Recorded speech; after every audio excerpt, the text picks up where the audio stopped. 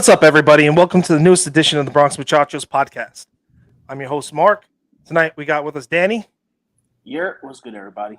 And we got Alex. Evening, everybody. Dave couldn't make it, but I know he would want you to subscribe, rate, review on Apple Podcasts, give us a 5-star review, and also if you're not listening there, listen anywhere else you get your podcast platform. Also, like to thank Lid for sponsoring this. Please check out our link tree for the codes to use online. Our link tree is linktree/real Bronx Muchachos. Before we start off today, we'd like to give a sincere condolences to the late, the great Vin Scully, the voice of baseball, especially the Brooklyn Dodgers, LA Dodgers. He was nothing but a class act. If anybody knew him, I know I unfortunately never got the chance to meet him, but listening to him talk, listening to him to call games, the reverence that everyone had for him was something that everyone should aspire to be. So from all of us here, we send out our condolences to his family. For sure. Mm-hmm. Yeah. I like Mark, you and I were both Fordham Rams, proud alumni.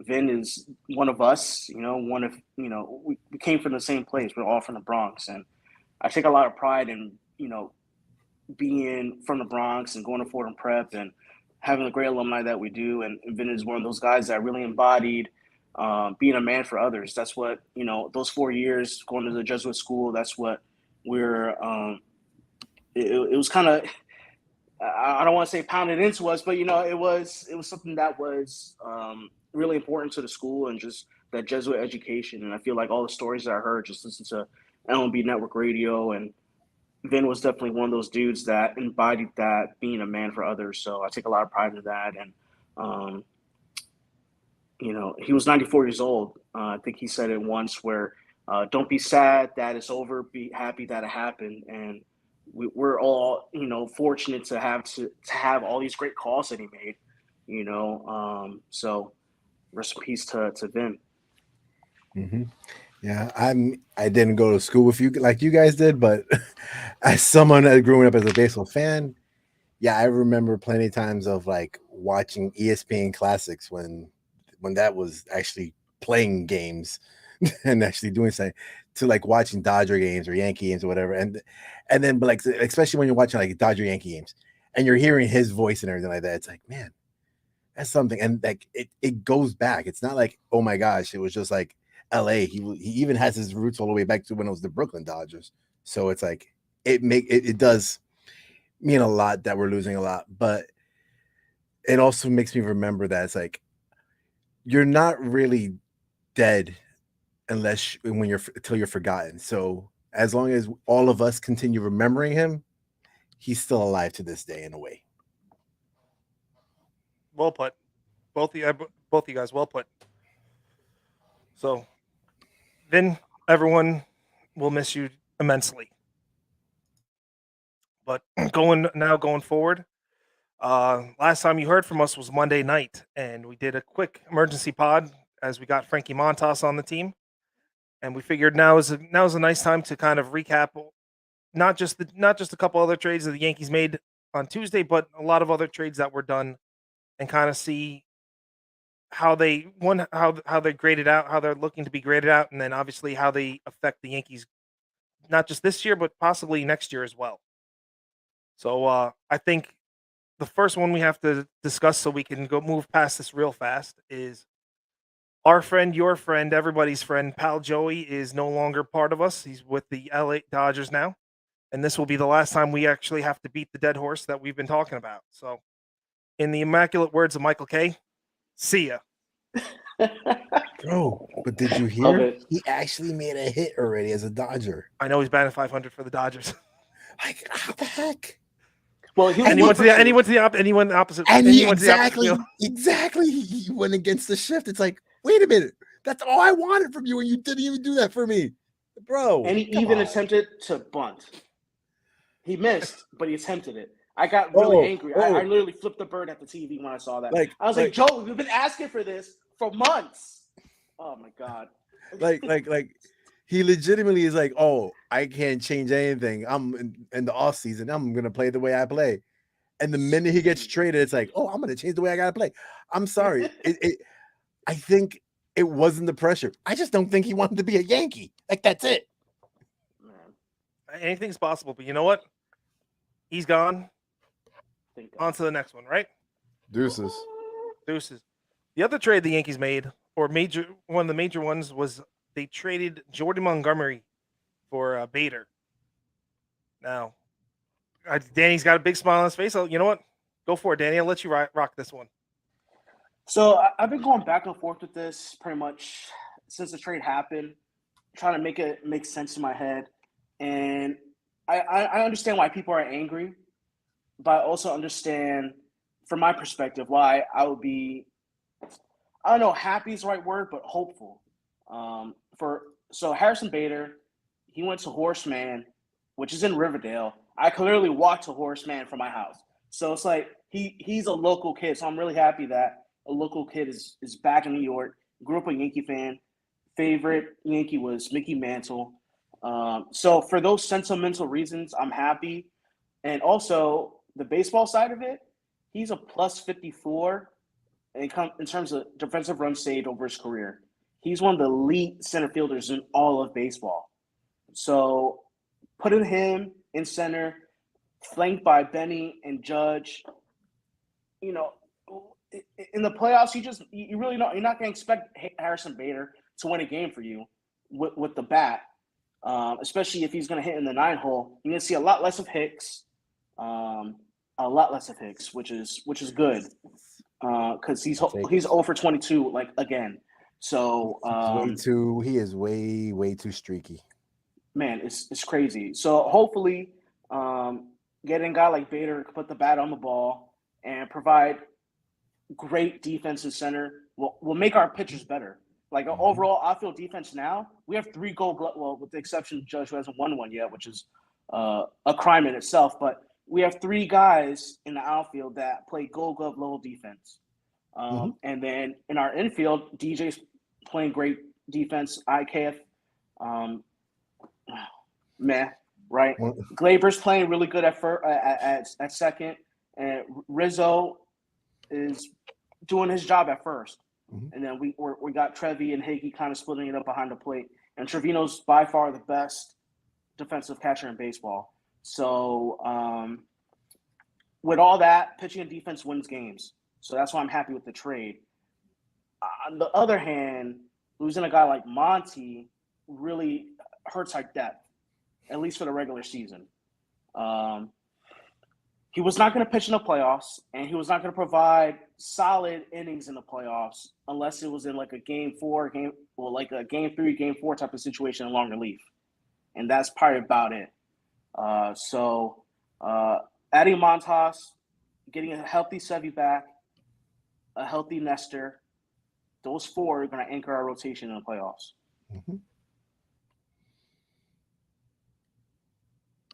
Yeah, I'm actually okay with the trade 100%. Like, it sucks to be like, think about it. You're in the locker room 90 minutes before the deadline kicks in, and then you're being told, sorry, you're traded. Like, it sucks that Monty was in that situation, but looking big picture, we traded someone that's more than likely not going to be in the playoffs. If he was going to pitch in the playoffs, like you said, Danny, it's going to be more of a relief situation. So yeah, I mean, like, I'm okay losing a pitcher that's going to probably pitch maybe 1 inning, 2 innings during a series to someone that's going to have speed in center field, defense out there, and yeah, he might not be the bat, but like I say, it's yes, everyone in baseball, we all love pitching, but we also forget in a way defense. No matter what sport it is, defense wins championships. And if you have all-star defense going out there, it makes the game so much more into our advantage to winning. So I'm for that. It's like, it's a sad loss. Sorry, Monty. Like, we weren't doing the run support for you anyway. Like, hopefully St. Louis could do the run support for you, but we weren't doing it for you. Maybe you'll get some wins. Like, it is what it is. Move on. I'm perfectly happy with that trade. I'm okay with the trade also, from the respect that all the reports that were coming out right after that trade was that Yankees were heavy on Pablo Lopez, and it was Glaber plus and plus, and never heard what the two pluses were. I'm assuming one had to be at least Peraza, and then possibly had to be at that point like a like an Austin Wells or something like that. We're talking at least two of the top five. Maybe they were trying to push for three of the top five. Maybe it was Glaber plus plus plus. Who knows? But I think they were asking for a lot, and it wasn't going to get done. But if you can trade a Monty for Pablo Lopez, I mean, now you're talking about a front four of Cole, Montas, Sevy, Lopez, and Nestor at 5, and Nestor is your swing guy. That sounds a hell of a lot better than going in with Cole, Nestor, Sevy, Monty, and then Tyone. So that's how I kind of see everything as. Um, I like Monty. I don't know, he pitched well. He would always pitch well enough where he kept you in the games, but he never kind of got over that hump where he kind of started excelling, or or all the stuff that that our pitching coach and all the new gurus, they were kind of teaching the fastball up in the zone. He still didn't have like that hard fastball. It was still sat low to mid 90s. It was really pushing, pushing, pushing. And and our boy Dave, he actually just threw in the chat that he said he was reading that Kim Nye was the one that backed out of the Lopez deal, that they chose to hang on to him. So Man. anything could be possible, or it could be that she chose to hang on to him. Maybe it was the fact that she wasn't going to get what she wanted. At this point, there's going to be tons and tons of stories out there about Yankees pulled. I did hear that the Marlins were pulled off the table. Maybe it was because they couldn't get what they expected for it. So there'll always be a mystery, and there's always going to be a mystery of who was the names that they were asking for. But Yep. Monty, I think that a new look, change of scenery might do him well. He might fit into the culture of what St. Louis is putting together. So, and they have pitching and St. Louis has some pitching. That Matt Libator that's around the corner. So that's good for them. So I think long run is going to be a win-win for both teams. We'll have a steady center fielder out there. Or Bader can move to left field, Hicks go center, vice versa. Put Hicks back in left field, put Bader in center when he gets right. Judge and you know what I'm saying. So Hicks, Bader, Judge go across that way. Spell someone out there for Stanton to come in there. There's a lot of things you can do. So And Harrison's under control for I think this year and next year. Yep. And right now he has plantar fasciitis, which is extremely difficult to come back from. Well, it's hard to recover. It's a hard recovery. So he's still in the boot. They're thinking September he'll be back. So those are two things that is something that we need to note. Is the controllability, and despite the injury.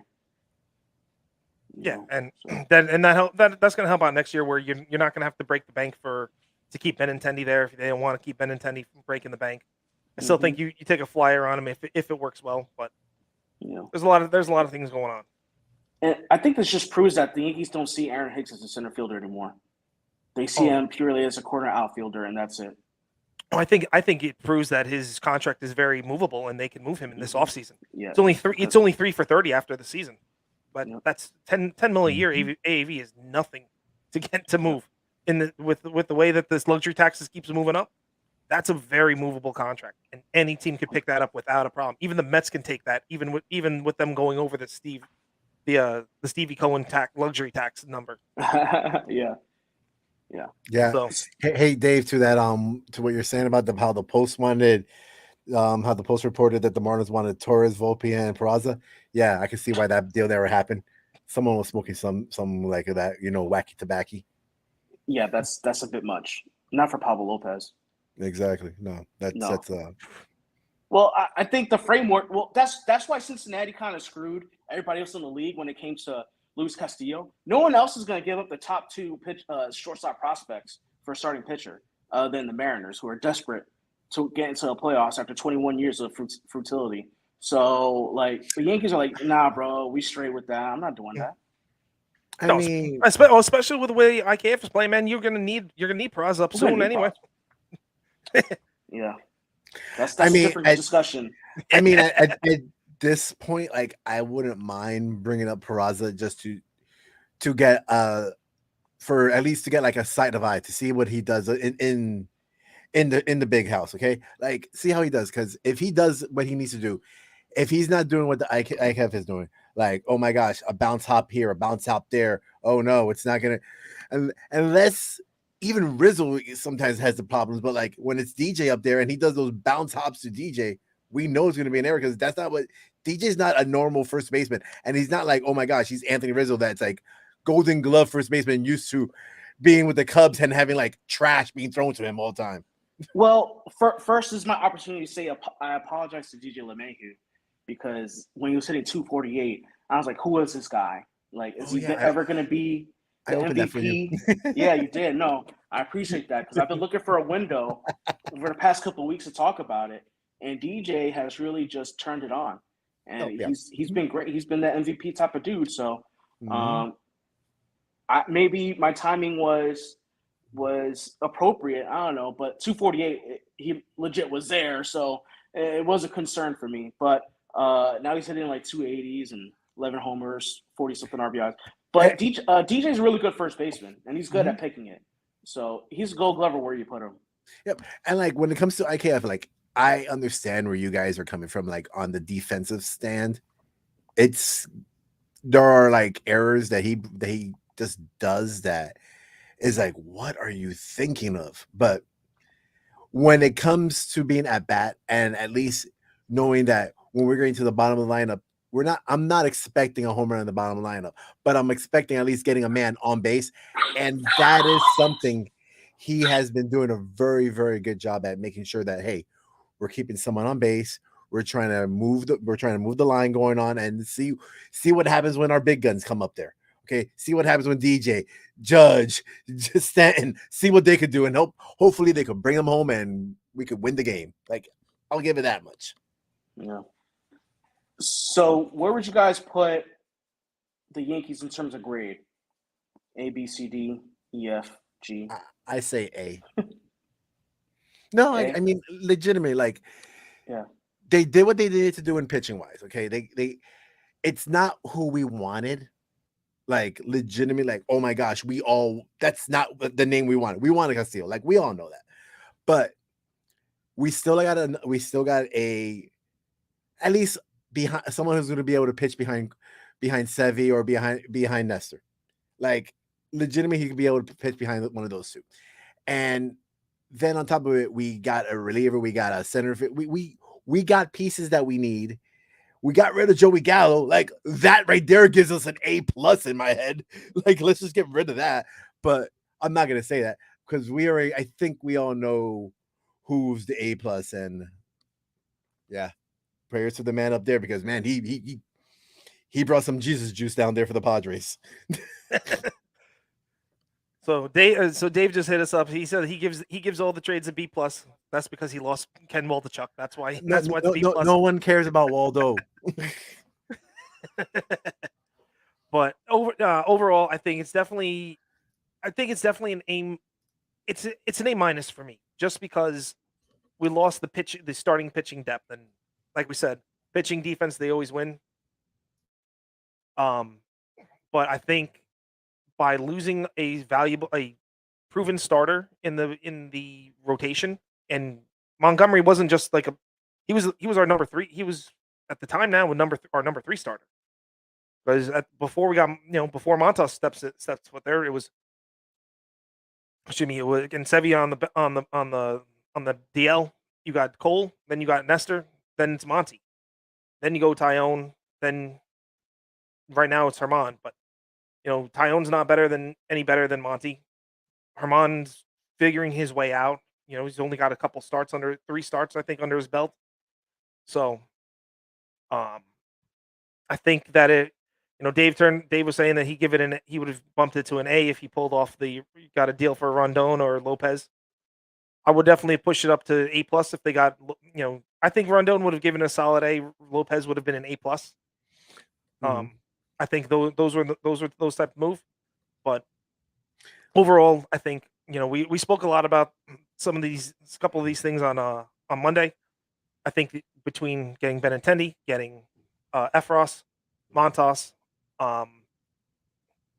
getting rid of Gallo, I think all those moves that were done were to solidify the team to make not just make this playoff push, but go deep, possibly, hopefully, willingly get into the World Series and go forward from there. So I can't, I'll say this: every time a lot of Yankee fans, us included, we've kind of trashed on Cashman for a while that he doesn't make the moves, doesn't make the moves, doesn't make the moves.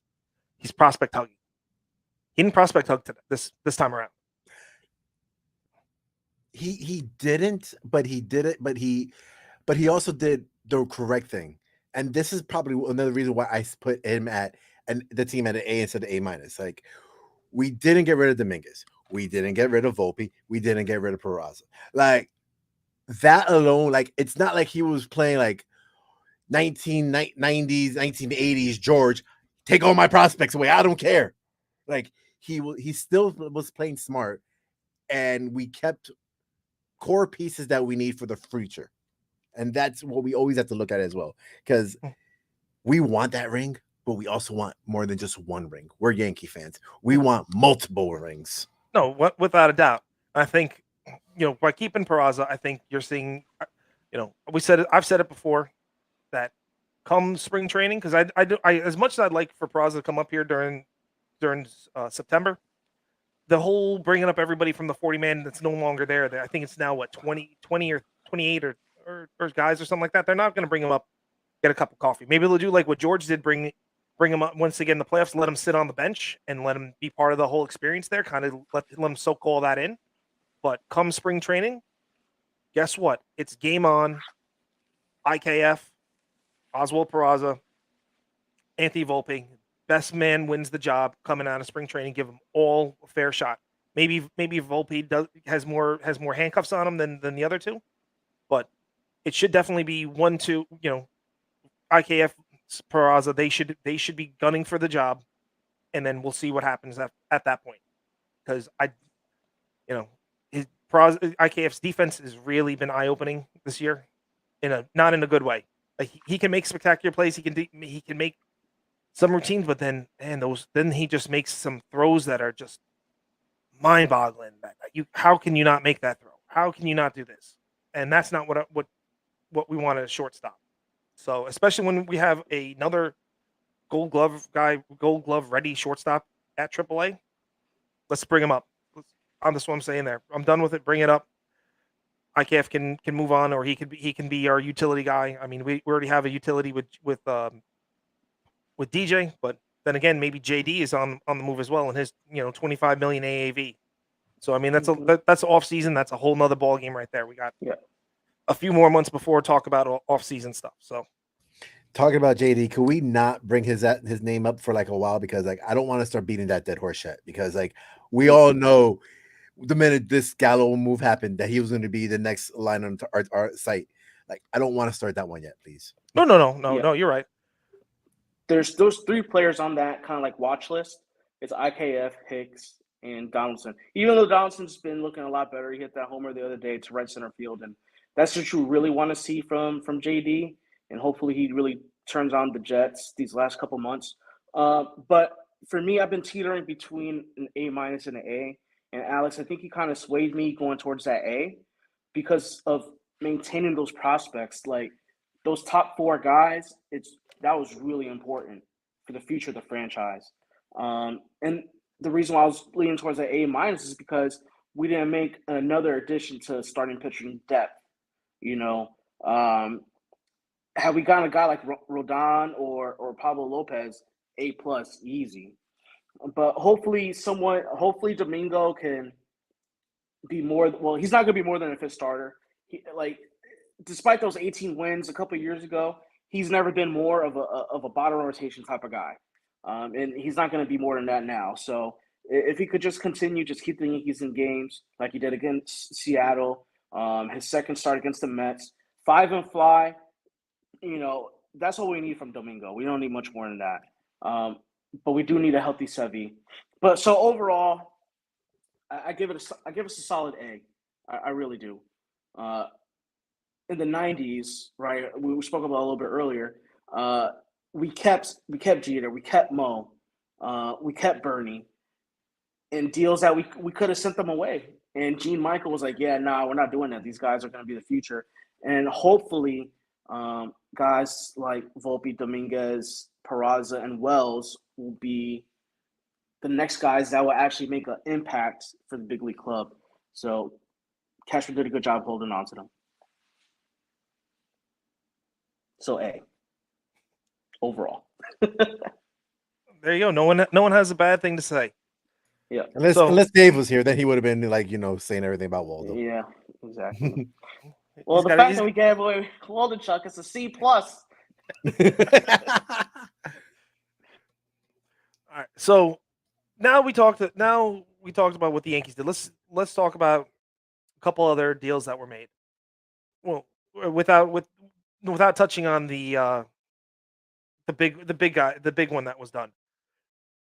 One of the ones I want to talk about is what the Astros did. Getting Trey Mancini, getting Christian Vasquez. That's kind of a nice little. What they did was a nice little combination where the Yankees threw a quick jab, and then they came up with the right hook. They kind of countered with a couple of jabs of their own, getting guys that one they play against the Yankees consistently, 18 games a season. You got Vasquez, who knows how to pitch, who knows how to be a catcher, who's catching against them, knows how to pitch, who knows the hitting that they do, the catching to do it, what pitches to do.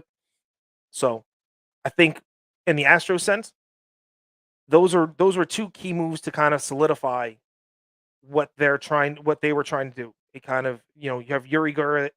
It's not, Yuri Gurriel is with Astros. Lourdes is with Toronto. Yuri, he's kind of, age is kind of caught up to him a little bit. He's lost a step. He's not where he is right now, where he was. Yordan Alvarez, he's been injured, so you don't know where he's going to be. Bregman's kind of had an off year.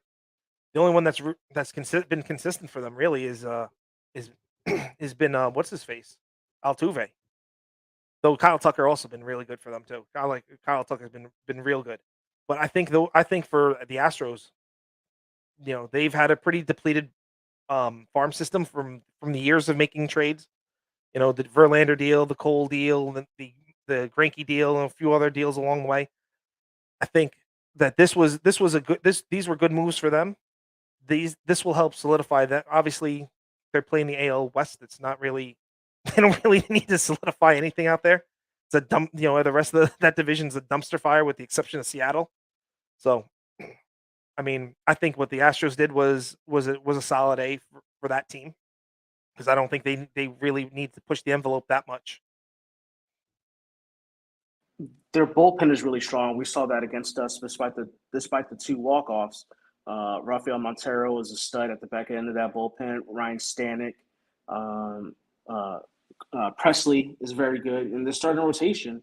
And they added Will Smith to that, who won a World Series last year. Exactly what I was going to bring up too. Yeah, that was, in my opinion, that was the big one. Yeah.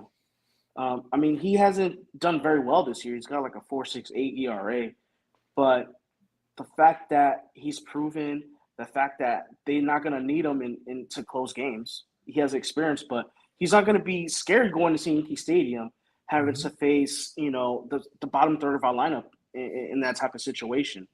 So that's a big deal. Houston's going to be very good. They're going to be very tough to beat, which is why home field for us is going to be so important. Mm-hmm.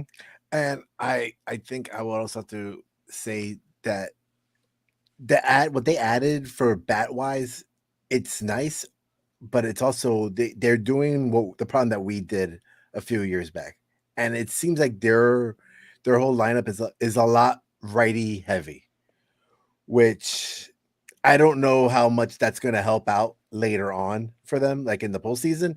because we know that was a problem for us. Being righty heavy did not help us out. So I think if we're gonna put another grade out there, I like what they did, and like I said, I like what they did. Christian Vasquez, that's like we all know he's a beast catching against the Yankees.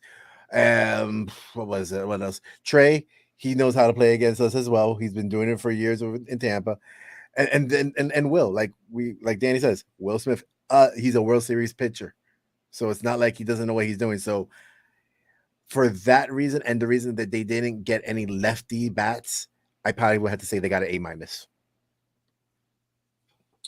Yeah, I mean, your Don and Kyle Tucker; those are kind of those guys in the middle of that lineup that's going to be providing a lefty power. But the top two or three, the top four guys in that lineup, well, shoot, I guess now 1 through 7, they're pretty deep because Christian Vasquez is no slouch at the plate like Maldonado. Maldonado's an automatic out. He's hitting like 162 or something like that. And Trey Mancini, he's going to put up professional at bats. So and they know Yankees pitching, which is like we're all saying such a huge thing come playoff time, and it may work out in our favor because we've done a lot of scouting on them. You know, that we're not going to let Trey Mancini beat us in the playoffs. No, Right? We're not going to let the guy we got to watch out is Altuve, and he's a Yankee killer, and he always shows up against the Yankees. He's got like pedestrian numbers. All right, that's being harsh. All right, not pedestrian, but like he's hitting average. 280. Yeah, No, 876 OPS, 148 OPS plus for Altuve, 19 homers, 37 RBIs. But I feel like against us, all those numbers are so inflated because we all hate him so much. He's so Like, small. What did Cashman do when it was when Altuve was in that area being a prospect? And like the Cashman just be like, nah, he's too short. Let's keep on going. And then Altuve heard is like, oh, short man complex came out of nowhere, and it's like he hates the Yankees for life for that. I don't know. I did hear the story. He and Miggy Cabrera, they used to train together in Venezuela when they were both, 14, 15, 16 years old. I mean, they probably started even when they were 12 years old because, if you know about how things are done back down in Latin America, that's how it's done. But where everyone knew that Miggy was the guy, Altuve he was too small. I don't recall what his signing bonus was, but I don't think it was that big, and he proved himself. He put the work in. He did what he had to do.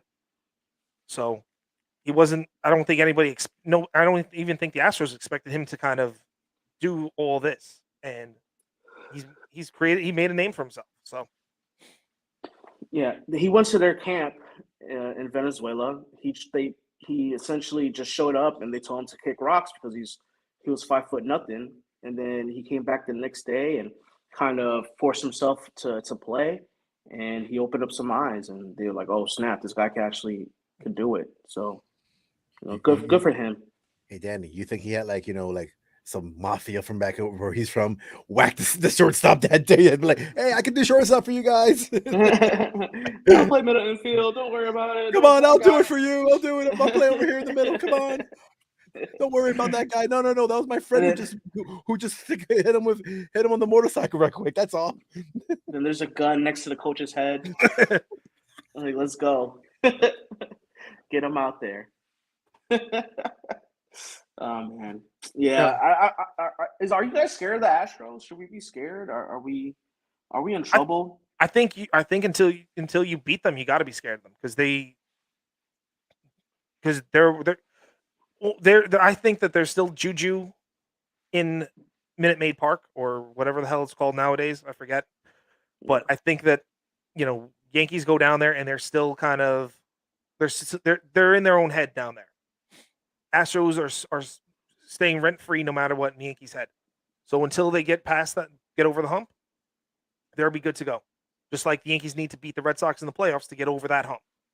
Yep. That's really it. Those are literally like the only two teams in the AL that we got to get over. Those are the only humps to get over.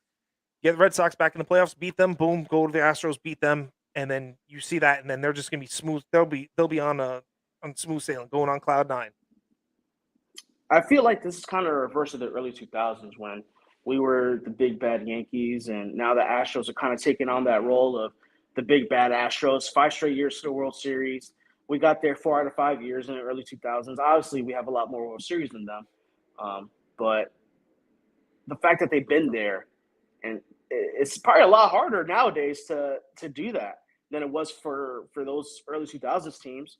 You know, the Yankees just find a way to win, and I feel like this Astros team just always does that. But I think a guy like Scott Efros, a guy like Lou Trevino, those guys at the back end of the bullpen are going to be huge for us. They're going to be so big because Efros gets out lefties and righties, and Trevino already knows how to pitch against Houston. He's not intimidated going to Minute Maid Park. Obviously, it's a lot different during the playoffs, but it's a big deal. I think that kind of sways things in our way a bit because it's going to come down to bullpens every game in the playoffs, with the exception of games 1 and 2 potentially, with the Cole and Montas versus a Verlander and Framber. Man, like every other game is a toss up because Urquidy and Luis Garcia are not like they're not going to show out. Nestor and Sevy might, but it's just really hard to do. It's hard. It's so hard. No, I hear you. And responding back to quickly, Cap for Life, he said, or he or she said, "Yo, when the Yankees get Borat?" I think you misunderstood us when we're saying Bader, not Borat. I think that's where. Very nice. My sister is blah blah blah in Kazakhstan. Yeah, I mean, you're right. It's going to come down to bullpen games. I mean, Verlander's still doing Verlander things. I mean, hopefully Cole can kind of get out of his own head when he pitches, or maybe pitching against Verlander will kind of step his game up. So, I think those are big. I think the Astros are still, like I said, I still think the Astros are a team to beat no matter what. Mm-hmm. Let's talk about two teams. Both of them both of them are in the AL East. Made kind of odd moves this trade deadline. And the first one is the Red Sox. And they wound up they wouldn't really sell, they started buying. And with them buying, they got Eric Hosmer. Abraham Almonte was nothing. They picked up Tommy Pham. I'm just kind of scrolling through here a little bit. I mean, one would think that they would be the guys to start selling. Instead, they picked up a few. They even got Reese McGuire and a player to be named later from the White Sox. So I mean, one would have thought that they would have been selling at this point, but they were buying players instead, and it kind of threw me off on what they were doing. And to piggyback with that one is also one of the moves that Toronto did. I mean, I knew Toronto was going to make some moves. I mean, they got Mitch White and Alex DeJesus from the Dodgers, but the big one that I was reading that they did was they got Whit Merrifield, and that one was the big one just because Whit Merrifield can't play in Canada right now. He's not vaccinated. He got vaccinated. He got vaccinated today. He got the one. Yeah, he got the one shot. Just got to put the shot out. Yeah. Talking about vaccination, you heard Benintendi? He's open again to gain that shot now that he's a Yankee. Well, of course, you're a winner. that changed a lot the minute he went over there. He's like, oh wait, what? Oh, he's gonna be losing game. He's going to losing more game checks now. No, he's gonna make. He's gonna lose play. He's gonna lose some playoffs. He's gonna lose playoff checks too. No. Money talks. Yeah, but let's talk Red Sox. I mean, at the time they were what?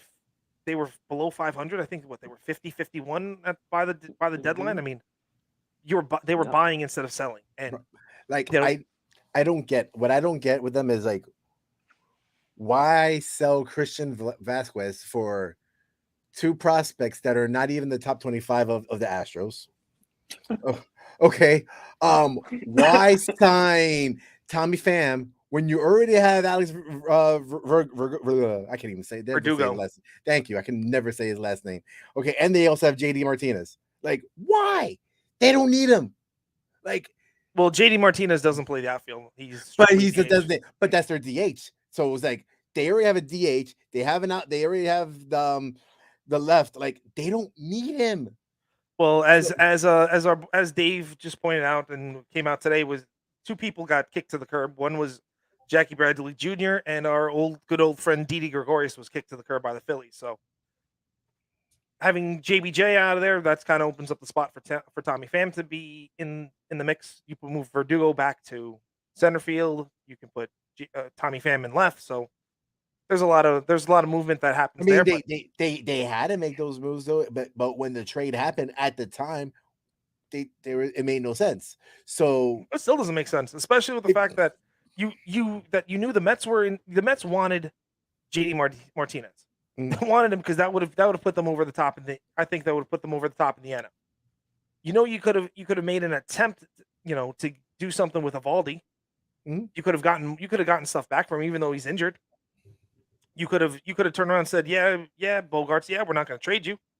Still taking feelers out there. What's going on? I mean, there's a good chance he's still going to turn around. He's gonna opt out of that deal. Who knows if he's staying or not? But if he stays, then they still gotta pay Devers, who's a free agent the following year. So I mean, there's a lot of money that's a lot of money that they got there. Just going to put in 3 players because you got Chris Sale making 5 for 155, and Chris Sale's there for another 2 years after this year. So like I said, I didn't understand the moves, and I understand. I shouldn't say this. I understand why Hosmer didn't want to go to Washington, but for Hosmer plus 2 prospects to go to the Red Sox, and the Red Sox gave up Jay Groom. I mean, the Red Sox have a stud prospect coming up in Tristan Cassis. They got a stud playing first base. So that's what I don't understand. You're not going to put Hosmer as a DH because his bat isn't worthy of being solely a DH. I mean, it's the truth. I like Hosmer a lot. I mean, I think he, especially all those years in Kansas City, he was a really, really good player. I mean, maybe the fact that he played in San Diego, that big ballpark, kind of messed with his head.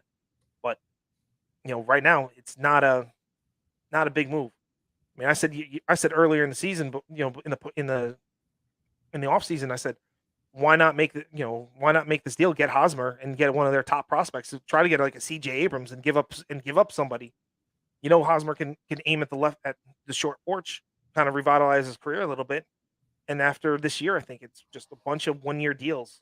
Like as long as he does, he has to hit like 300 or 400 at bats or something like that, and you can, do what you got to do to make sure that doesn't happen. So, yeah, I give their overall probably deadline like a C minus. Wow, you're kind. You are kind because I already know mine's, and it's with a capital D. Well, Dave, you're a little late on that one. Eric Hosmer's not going to play DH. We were just saying him being DH, the bat doesn't play for DH for them. So he may do well. He kind of fits that Big Poppy profile where he could go to left field, left center. He's always been that type of left-handed hitter. He's definitely not going to be going yard to right field at Fenway, but he may get a couple over to Monster. So maybe that helps him out a little bit. But Tommy Pham doesn't move the needle. Reese McGuire doesn't move the needle. They didn't do anything really to improve the team, and they should have tore it down. They gave up a golden opportunity to do what we did in 2016. We got rid of Chapman, right? We got a guy like Gleyber Torres, and he's our starting second baseman. We got Chapman back. So if you're going to get Xander back, why not trade him? Get something worthwhile. Get something worthwhile for a guy like Xander. Get something worthwhile for a guy like JD. The Mets don't have a strong farm system. I'll tell you this. I think they tried that once before. I think with John Lester, they sent John Lester over to, what was it? Did Oakland. They go? Yeah, they went. Oakland. Yeah, to Oakland, and because they got Yoenis Cespedes from that deal, right? Mm-hmm. Yep. I think they wanted to do that with Lester, and then it just didn't. And he didn't resign. He didn't sign with them. He was. I think everything was lining up for him to resign with them, and then didn't he choose the Cubs? Yeah, like I forgot how it went down exactly, but I think the Red Sox weren't aggressive as the Cubs were in terms of money and years. So he was like, I'm going to the Cubs where they're probably going to be a winner here relatively soon. So that Well, was back in yeah, 2013, yeah, 2014. and Theo was over there too. So I mean, then Yeah, exactly. and they were just building up too. Yeah. So they just did status quo stuff without really, doing anything that they should have done. Yeah, like it kind of boggles my mind. The fact that Evo is still on this team, that Bogey, that JD, like all those dudes, they should be gone. Like if I'm I a can Red see Sox fan, I'm disappointed. I can see why Bogart's still on the team, because what you are going to get back from him isn't going to be worth um the qualifying offer and the draft pick, you want to Yeah. the compensation pick for it, then it's Probably like not a worth top it. 40 pick. Yeah. Yeah. Yeah. So if you're not going to get somebody within the top 40, then it's not worth it. Then you hold on to him, let him opt out, either resign him or get the compensation pick for someone else signing him. So I Right. kind of understand. I understand the management game on that one, but this was definitely this was a seller's market. Mhm. It wasn't a buyer's market. This was a seller's market. I mean, yeah, 100%, because it's a seller's market, because it's not the team we're talking about, but I gotta give it. The Nationals, yeah, they got rid of Juan Soto, but what they did and what they got back, like they did exactly what Boston should have done. You know what? Okay, Let's go right into it. Let's talk about Soto. Yeah, but like I'm saying, like the Nationals did exactly what Boston should have done. Boston should have sold their whole entire team. Basically, Nationals selling their best player to get back gold. Realistically, they have future gold for that they're working with. Okay, that maybe not next year, but like at least in 2 years, those players are going to be coming up, and the Nationals, they're going to be like, okay, we're going to sell our team. There's going to be a new owner involved, and it's like, okay, give me a year, and then in the next following year, they're going to have a team. They're going to have something competing in the NL East. Like they did a great job. CJ Abrams is going to be a stud. He's going to be an all-star every so often. Let's Mackenzie, let's look at the names. Gore. Let's look at the names. Okay, we got Robert Hassel III. They got James Wood. They got CJ Abrams. They got Mackenzie Gore. They got Harlan Susanna. They got Luke. They got Luke Volt. And then they did a trade with the Braves to get Trey Harris. Mm-hmm. Like I don't know much about Trey Harris. I don't know much about him, but that's a lot right there to get. But you know what? They did it right. They turned around. They tore it down. Mm-hmm. I mean, like you said, C.J. Abrams was at one point the number one prospect in baseball. I mean, he just lost all of his eligibility because they played him a lot. Mackenzie Gore at one point was the top left-handed pitcher in all baseball prospect-wise, and he was starting to show now in the majors that he could pitch. You have, I just want to get the names in front of me again. Robert Haskell. Hassel, he's supposed to be a stud in center fielder. Wood is another. It will be coming up, and I think the sleeper of the deal is this Harlan Susanna. That pitcher is supposed to be is the real deal. Supposed to be 100% the real deal. Old. Yeah. Yep. So I mean, they got a nice young commodities, and then they got Luke Voigt, and Voigt's there for 2 years, this year and next year, I believe, or maybe he's free, maybe 2014 when he's controllable through. I mean, he might not be the best first baseman, but at least it's a bat. Well, they don't even need him for first base. They can use whatever's needed. They can they could get somebody else to be a first baseman and put him right back as DH and let him play there. I feel so bad for Luke Voigt to go from San Diego thinking that you're going to be part of this great winner to going to Washington and being part of a rebuild. That's tough. I'm sorry to say, but I really don't care because, like, yeah, the guy, I feel like he was like the man when he was here. He even though he wasn't the man when he was here, he was just a cog in the machine. That's all he was, and then he's gonna act all angry when he left, and I'm like, nah, I'm good, whatever. It don't bother me. Robert Hassel's good. He was the number one. He was San Diego's number one prospect. I think the real gem is James Wood. He's 6'7", left-handed power hitting outfielder. Think of our Spencer Jones, but just a little bit more advanced. Mm-hmm. I saw him in high school. Oh my God, the things that he was just doing in high school, it was mind blowing. I haven't looked at his numbers this year, but just based on the profile and what he could bring to the table, that dude's going to be a stud. And Susana, 19 years old, throwing 98, 99 in DSL with command. Mm-hmm. He's nasty. So that's another. And they guy can watch push out and they for. can push him. They can push him up through that system too, because Washington's got some young pitchers come that they made the deal last year with the Dodgers, got themselves Dodgers their number one, number two prospects there, which were pitcher catcher, brought them right up. You got some more. They got pieces. They're gonna be rebuilding. There's gonna be this. They're gonna the Werners are gonna sell. It's it's a done deal, but so it was that that whole thing was just crazy. I mean, you can't offer Juan Soto 15 years at 440. Everyone's blown away by the 440 number, but not really understanding that it's only 29.1 million per year. Mm-hmm. So, we're talking, to all of us, we're jumping on the chance, but not when you're a generational talent, 23 years old, and you're going to be the 21st highest paid player in baseball when when he understands that you're going to set the bar so that everyone can jump over you. Mm-hmm. No, man. No thanks. And then going to where Soto went to the Padres. Whew. Oh my god! Whew. I mean, that top. I would first do off, almost anything. The top four when El Nino gets back, the first four in that lineup. Oh my god! You got El Nino leading off, then mm-hmm. Juan, then Manny. Then you got Bell that can go right behind him too. Then you still got Cronenworth, Drury, Will Myers is still on that team. I would do almost. They also got Josh Bell from the Nationals too. Yeah, and he's been. Look at all the RBI opportunities that guy's going to have now. Yeah, I said this to us in our little chat, but I kind of hope we get a repeat of the '98 World Series, and it's they're all happy, and then it's hey, Game 5, we're done. Bye. Have a nice day. Sheesh, they're going to be really tough. No, 100%. I mean, it's a dream. They got well, in Padres, they got a lot of demons to exercise too. They got to be. They got the Dodgers. They got to deal with first. They're gonna have to deal with the Dodgers. They're gonna have to deal with the Mets. So those are demons they're gonna have to exercise. They got to deal with the Braves.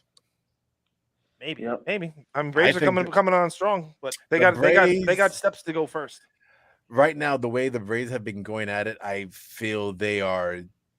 Yes, I know the Mets are the NL East, but the Braves don't sleep on them. They are coming up quick, and I wouldn't be shocked if it's season's ending and all of a sudden Mets are fighting for first place because the Braves are right there on their butt. Oh wow, I'm a Met fan, and all of a sudden I gotta have to do what I usually do: worry about the Braves. That's what's gonna happen, and I think that's happening right now. The Braves are not a team to sleep on either. I would do almost anything to go back to San Diego right now, just because when I was there in 2013, 2014, roughly, that was when not BJ, his brother, Justin. When Justin Upton was there, when Craig Kimbrell was there, when AJ Preller really tried to make the Padres a winner, and it completely, backfired.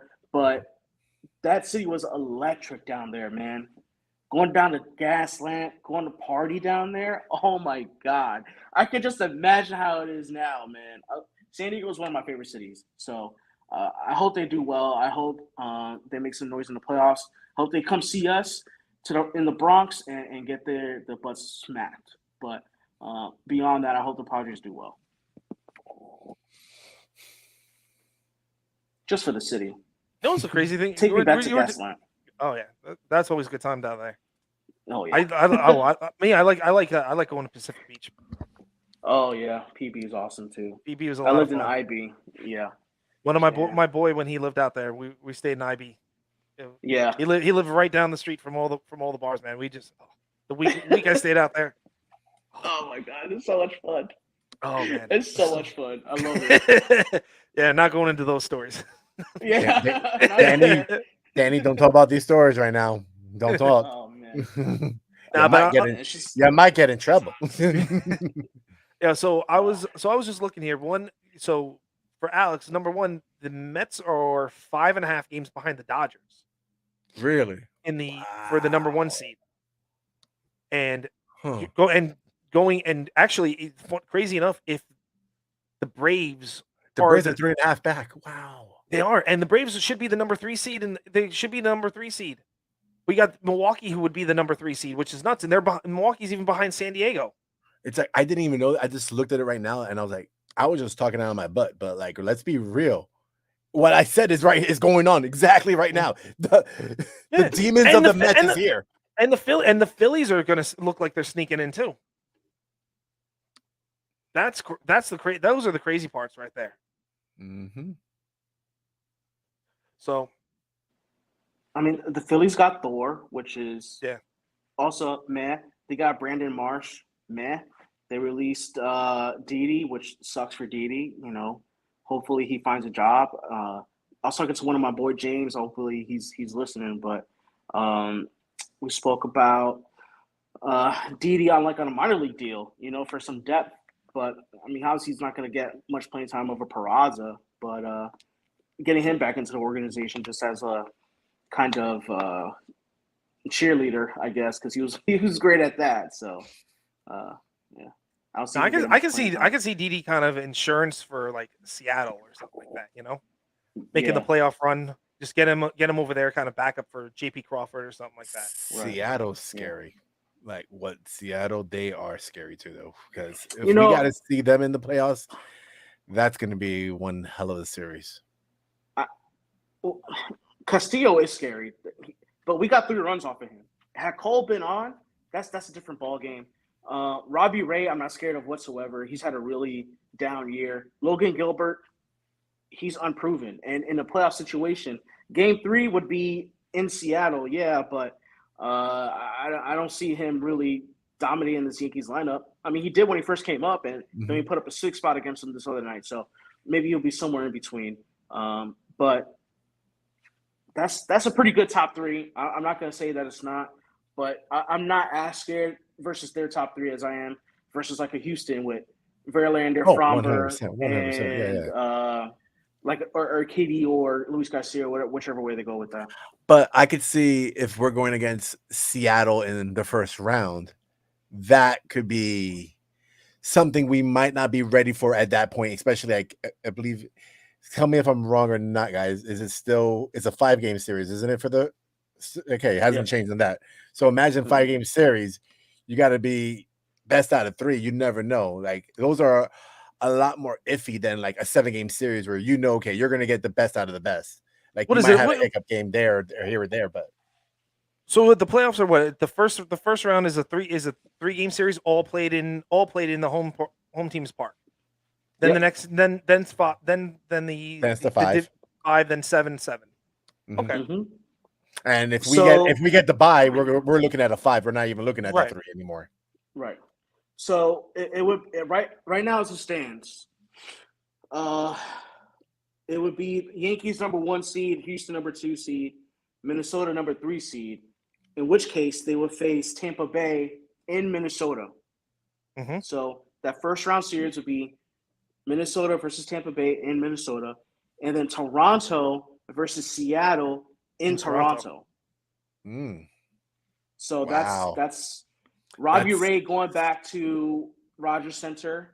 That I would love to see that, honestly. That'll be a nice series. Yeah. And tire them out too. Luis Castillo, Robbie Ray, Logan Gilbert, right, in those 3 games if it goes 3. And then for the Jays, it would be Gossman. Manoah, who's a stud. Manoah, Gossman, and Barrios, who's had a down year. If it goes to Game 3, which I hope it does.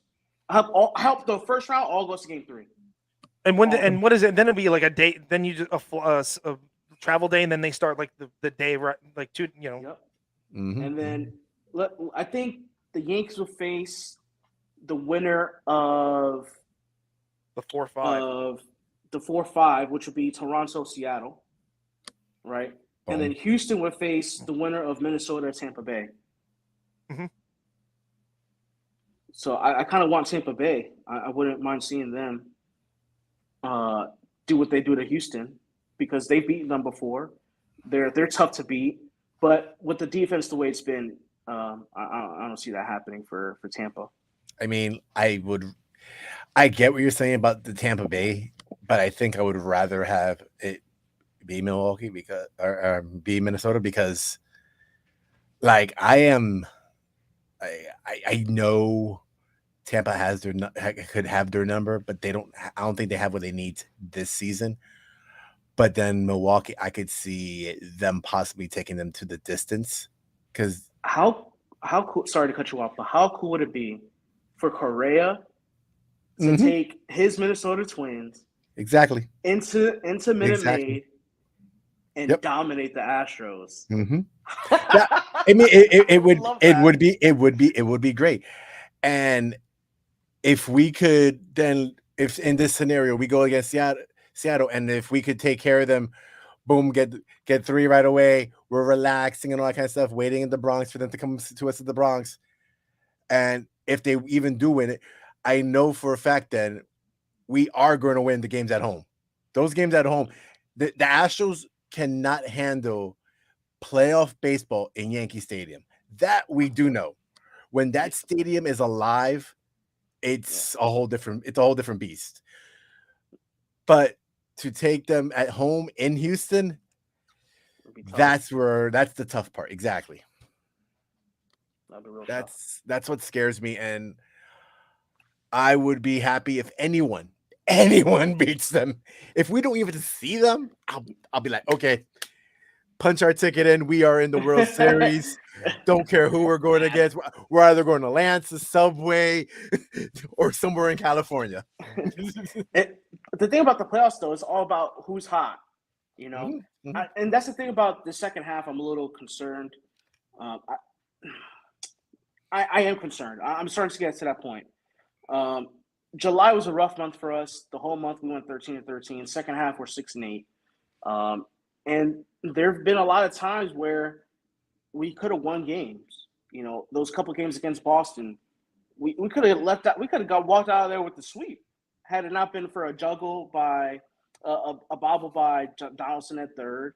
You know, I feel like there's been a lot of things that have gone against us.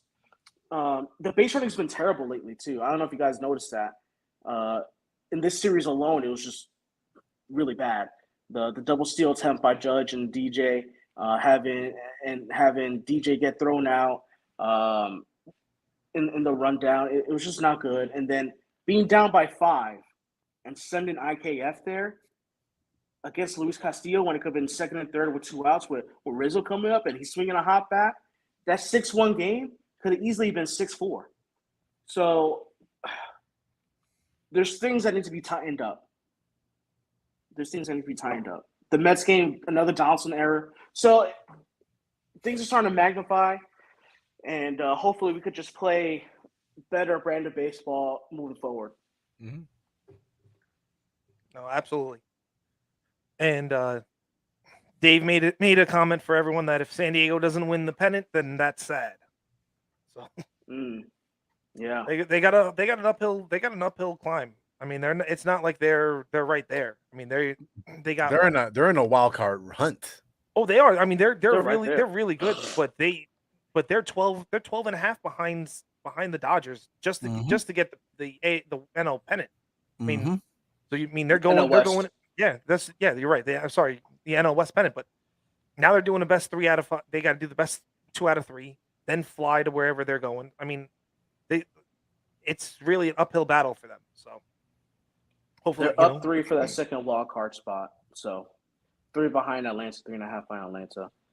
They lost today. So what would you give the Nationals grade like for trading Juan Soto, a generational player? I mean, to get back what they got, I mean, it had to be A+. Who they got? Yeah, I mean, what they got back, you'll know. I mean, that kind of deal, you'll never. We're going based on prospects and based on what everyone can tell you. You won't know the full impact of that deal for another 5 years. Right. I was going to say incomplete. Yeah, that's really what it comes down to. Because I mean, you got one kid who's 19 in the DSL. You got two of them right now that are gonna play, but they're crazy young. You got 2 more that may be coming up next year, or one of them's coming up next year. So I mean, it's going to be a waves of them coming in. So if 3 of them hit and are perennial all-stars, then it's a win. So then it's definitely an A. But as of right now, talk to me. Like I said, talk in 5 years. Let's see what happens in 5 years. Yeah, this trade deadline is probably one of the most fun in recent memory. I can't remember a time where a generational talent like Juan Soto, if ever, was moved at the deadline.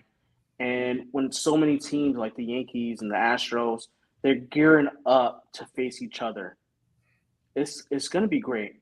It's going to be a lot of fun. We are looking at a very interesting and exciting postseason. That is definitely something I think we are all ready for.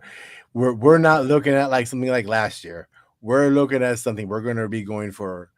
Our team's going to go for a deep run. The Astros are going to try to go for a deep run. The Padres are going to try to go for a deep run.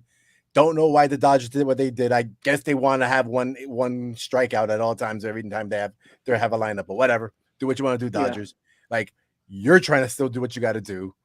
Hey, why not? I mean, they're taking a flyer on them, right? They really are. They really are. Like, I'm not going to deny it. Yeah. I mean, if they get catch lightning in a bottle, I mean, then that's great. Yeah.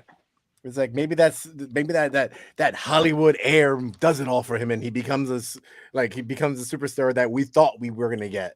Yeah, he's wearing Wade Boggs number 12. Well, at least the one that Wade Boggs wore for us. Maybe that would have done him some good. Because maybe hit for average, but Joey Gallo's not going to hit for anything other than strike out. So I was looking at the game today. Max Muncy was hitting 169. I was like, geez, 10 homers, 34 RBIs. And then Dave Roberts put Joey Gallo right behind him. I'm like, what is he doing? Like, you don't see this stuff in New York. Two lefties back to back. Well, they got more lefties than we do out there. So, jeez, not good. No. So, what do you think, boys? You want to do a little bit of polls? Sure. Yeah, let's knock them out. All right. So you got them ready? Okay. Yeah, I got a couple. I'm going to be hunting them all down. So from a few days back when this one just came out, should the Yankees have matched or made a better deal for Castillo? No. On total of 29 votes, we had 28% said they were given enough. 55% it was too much to give up, and then 17% said all in include Volpe. So that's ridiculous. Those are the people who think George Steinbrenner's still alive. There's always a lot of them. Sorry, man. Like he's RIP'd for a while now. This is the CBS Yankees. This isn't the 70s, 80s, 90s Yankees, guys. All right, a few days when the Yankees won 8-2, who was the player of the game? We had 79% said Judge with his 200th home run. You had 5% saying Nestor Cortez with 5 innings, 2 earned runs, 5 Ks. Then Schmidt with 3 innings, 5 Ks in the save. That was pretty cool. That's 200 homers. We were very lucky to watch this season. I think despite the recent surge, for 3 months we were literally quite unbeatable. So, it's going to happen. And I think it's just being a spoiled little brat for being. I mean, going back to your whole thing, Danny, about like this whole quote unquote code thing that we're code streak, I guess you want to call it, that we're going through. We're still winning series though that we got to win. We might be having a cold streak and everything, but we're not losing series to everybody. We might lose a series here, lose a series there, but yeah, we regress to being what we should be. But that beginning. That did what we needed to do. We did exactly what we needed to do to coast our way into the playoffs. Well, we don't want to coast. We want to put it's time to put our foot on everyone's neck. Is what I think. I think we're going to be putting our foot on people's neck probably in about 2 weeks.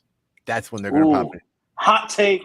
I like it, Alex. I am saying right now it's going to probably be. Let me get my calendar up so I can exactly say like the week of. God dang it! I like it because I have a feeling. Okay, by the 22nd of August, that's when they're going to start putting the pedal to the metal and getting ready to do what they got to do. Because then they're going to be realizing, okay, we're basically a week away until the end of August. We got September coming up. We got to start working our way up there, getting into a streak, do what we got to do, and then we're going to and get that nice bye in the playoffs and take whatever loser we got to go against after that bye week. After a nice little vacation to relax, have a couple of whiskey sours. Oh, don't worry. We're gonna put this hot take of yours all over the place. Don't you worry about that.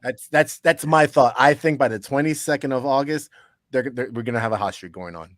All right, I like it. I like it a lot. All It's right, a good time to do it. next poll. Next poll we got here: Rodon or Montas? Both guys have injury concerns. Both have huge upsides. Who do you want in pinstripes? Was from 5 days ago. 58% said Rodon. 42% said Montas. Guess what? Other way around is what we got. Exactly. Yep. It would have been nice to have both, but here we are. It is what it is. These things happen. I mean, it's trades. Come on, you're as much as we want every trade in the world go Yankees, it's not gonna happen. Yeah, no. There's gonna be one It grew team up to out some there. people. Yeah, exactly. Yeah, There's go gonna be ahead. that one. There's gonna be that one team out there that's just gonna be a D-bag. That's gonna be like, I don't care what the Yankees win. I'm not giving them anything. That's probably what the Nationals were doing. They're like, we don't think your shortstops or your prospects are good enough. We're not going to go. Like, Hey, you know, every team, every organization values a shortstop and values their prospects differently. exactly. Mhm. They turn around. They said that that a package with Volpe, they didn't view Volpe as deemed like that. So, hey, Soto go win somewhere Their else. loss. Hopefully, in about 5 years, it's going to be Nationals versus Yankees, and then our man could take Yeah, care of them in the World Abrams. Series. Yep. All right. 3 days ago, Yankees won 7-2. Who got the slap of the game? 66% said Luis Yesterday? Trevino with 2 home runs. You had Judge going 2 for 4 with 1 home run, 2 RBIs at 20%, and then Rizzo 1 for 4 with a 3-run triple. Oh, sorry, not triple. Apologize, can't read anymore. 3 runs and a home run at 14%. Also, man, Rizzo really has really turned it on. I mean, he got that swing back. I mean, he's got what 27, 28 home runs now. I mean, he's on the cusp of 30. He hasn't sniffed 30 in a while. Yep. I'm wondering how that cold air kicks in. How Buddy Boy's going to do. I hope Rizzo does what he did in Chicago that World Series run. Yeah. Man. Oh, once that cold Think air about kicked it in. now. Yeah. Think about it. Remember when that cold air kicked into that World Series run? He was just like, I don't care if it's cold. I'm still hitting them. Oh yeah. Hey, if he's streaky, man. If he keeps it going, then it's good to go. Mm-hmm. We're gonna get Rizzo hot in September. Yeah. That's when he needs to get hot and stay hot throughout the month of When October. those leaves are changing color. The smell of the air just gets a little different. Just a little different. Yeah. Playoff baseball in the Bronx, yo. Let's go. Oh my God. I'm getting so excited just thinking about it. Playoff baseball in the Northeast in general. Woo. Oh, It's just a different ring. Just a different ring to it, man. I know. Yeah. Oh my God. All right, 2 days ago, who does Juan Soto end up playing for by the end of today? Out of 158 votes, we had 18% saying the Dodgers, 23% said the Padres, 35% the winner said the Cardinals, and 23% said it was he was going to stay with the Nationals. Yeah. I was thinking St. Louis, man. I didn't But think they he was didn't going to wanna go. give up their prospects. I didn't think he was going to go to St. Louis. I thought it was kept on hearing the Dodgers. I'm sorry, not the Dodgers. The Dodgers were kind of in the background. I think they were kind of there just to drive the price up on the Padres. But The Padres. I think it was going to be it was either going to be Padres or he was going to stay put. Especially after last year, how the Padres thought they had Scherzer and then all of a sudden he went up north. I mean, I don't think that they could ever do a deal again with the Nationals if that happened, where the price was driven up. They were going to give up everybody, and then they go, all right, we're going to take him to the Dodgers. I love the day of the trade that you're seeing. Everyone's like, yeah, they did a trade, but we don't know if this trade's going to be official or not. Exactly. It's like, are the Nationals going to do what they did again last year again? Exactly. And I'm like, if the Nationals would have done that again, if I was a Padres fan, I would have to hate the Nationals organization for life. Forever. Yeah. Oh yeah. And there was a while Are- that Cashman refused to do trades with Seattle because Seattle did some, what was it? It was for Cliff Lee. Seattle had Cliff Lee, and there was a deal in place, and then they reneged on. Then who was it? It was a second base prospect that had like a broken foot or something like that. And instead of trying to rework the deal, they just turned around and they shipped him off to Texas to the Phillies Rangers. or- No, the Rangers. Yeah. I don't remember that one, but wow. Yeah. So next one here is who's the new face of the Padres? 44 votes. 25% say Soto. 75 still say El Nino. It has to be. It has to be. If El Nino keeps Like, getting hurt, he's their guy. yeah, but if he keeps getting hurt, come on. For real. Yeah. Yeah. I mean, he's been hurt every single season. He never he never fixed that shoulder. That shoulder is still a ticking time bomb. I'm gonna have to say Soto. Soto's like gonna probably be that face of that franchise. Bro, And they give him Soto, 10. Manning, They give him 10 for 500. Oh, Mm-hmm. that middle of that lineup is so scary. It doesn't even matter who you put in the leadoff spot. It could be Jerkson Profile, Cronenworth, whoever. But geez, like Yeah, Tatis, Soto, Machado. Oh man. here's another great one. Do you think Machado opts out and resigns with them, or he opts out and goes somewhere else? 'Cause he's got to opt out in like another year or so. If they don't win, if they don't win the World, if they don't win the World Series in this time that they have him, he's not gonna stay. He's gonna go to wherever the money takes him. And if they don't pay him what he wants, he's like Machado definitely, because see, he's not a very loyal person. He's not a person who cares about loyalty. He cares about the money. Oh yeah, they said he wanted that his agent told him he's worth 300. He's going to get 300. Didn't matter where he went, it was going to be 300. Just like Bryce, just like at the time Stanton had the 13-year 325, and Scott Boras told Bryce Harper, I'm going to get you more than that.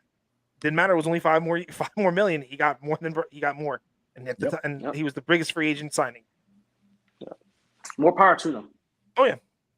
All right. How would you? So the poll here is how would you grade the trade deadline for the Yankees? 52% said A+, 26% said B, 15% said C, and a whopping 7% said fail. Who are you 7%? Speak up. Like I want to know why you think we failed.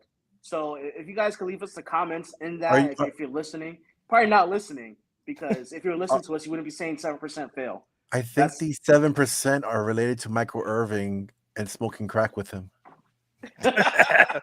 Because like this is ridiculous. Like I don't what. Oh, we traded away Monty. We failed the entire thing. Oh no, we got rid of Joey Gallo. He was the man. You know what it is? They listened to Dave, and they all got upset about Walter Chuck. They said, you know what? I'm on Dave's side here. I wish he was here, man. Jeez. Oh. Dave, when you listen to this, sorry, not sorry. Definitely not sorry. No. All right, here's an off day thought. How do you anticipate the next road trip going? Heading to St. Louis, then to Seattle, then Boston. Do you want to ask? Do you want to ask us first, and then we go to the polls? Yeah, I'm gonna give you everything. I'm gonna give you what the polls are here. Okay. So we're facing the old friend in Monty in St. Louis, and potentially another Cole and Castillo matchup. So we have the options of terrible going 3-7, going 5-5, great at 7-3, and then there's other, and you leave a comment. Alex, you go first. Seattle, that's going to be a toss-up. I want us to win that series, but I think we're going to lose that series.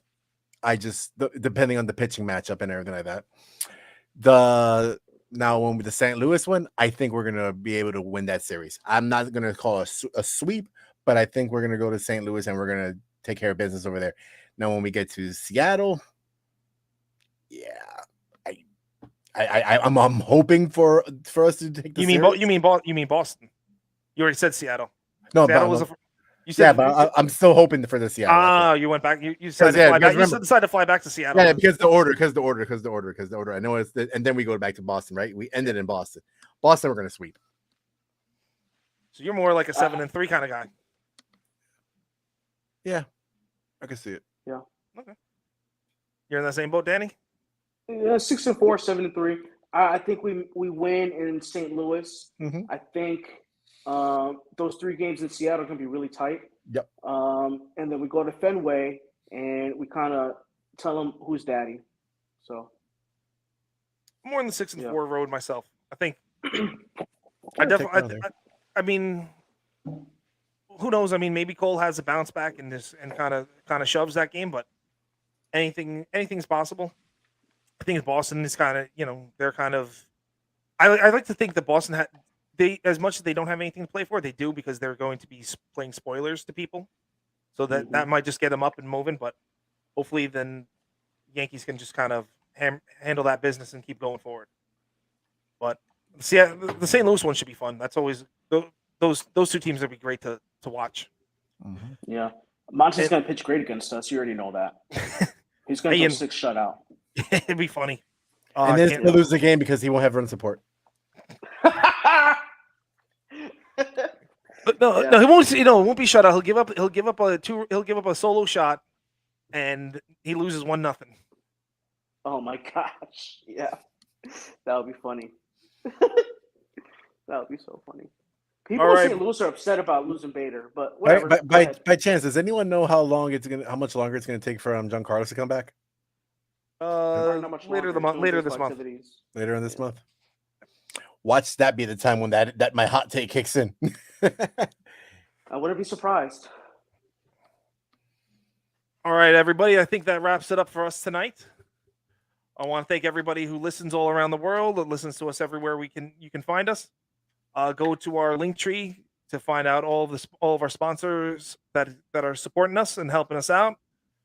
For Danny, Alex, Dave, who couldn't make it tonight, this is Mark.